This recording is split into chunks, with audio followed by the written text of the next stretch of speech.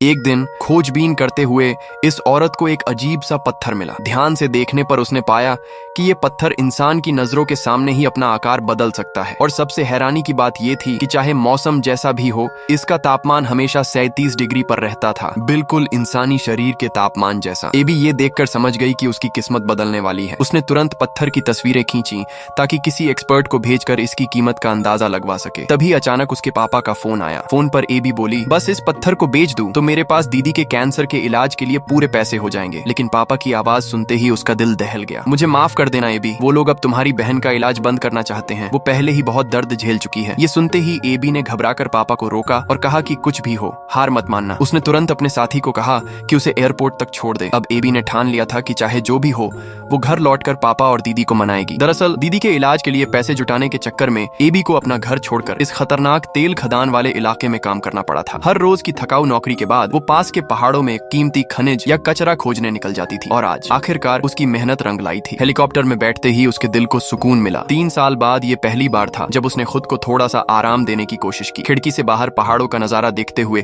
AB के चेहरे पर हल्की मुस्कान आई। पर तभी उसने आसमान में अचानक पक्षियों का झुंड देखा। इतनी ऊंचाई पर यह नजारा बिल्कुल अजीब था। उसने तुरंत पायलट को बताया। पायलट बोला कि वो ध्यान रखेगा। लेकिन किसने सोचा था कि पक्षी सीधा हेलीकॉप्टर पर हमला कर देंगे। कुछ ही पलों में इंजन खराब हो गया। हेलीकॉप्टर ने तेजी से गिरना शुरू कर दिया। पायलट बार बार ऊंचाई की रिपोर्ट दे रहा था और एबी ने कांपते हाथों से सीट बेल्ट कस ली। फिर अचानक सब कुछ अंधेरा हो गया और वो बेहोश हो गई। जब एबी की आंखें खुली तो उसने खुद को मलबे में पड़ा पाया। को पायलट तो वहीं मर चुका था और मेन पायलट का पेट बुरी तरह फटा हुआ था। बाहर निकलकर एबी ने चारों ओर देखा। वो घने जंगल के बीचों बीच थी। यहाँ इंसान का नामो निशान तक नहीं था। अब बचने का रास्ता बस रेडियो था। पायलट की मदद से उसने बार बार रेडियो पर मदद मांगी, लेकिन कोई जवाब नहीं मिला। निराश होकर एबी ने नक्शा और कंपास उठाया। सबसे पास की सड़क 60 किलोमीटर दूर दक्षिण में थी, पर बर्फ से ढके पहाड़, बर्फीला मौसम के चलते वहां तक पहुंचना नामुमकिन था। तो उसने एक और उपाय सोचा। वो मलबे से लकड़ी और कागज जलाकर धुआं फैलाने लगी ताकि शायद कोई देख ले। लेकिन विशाल पहाड़ों के बीच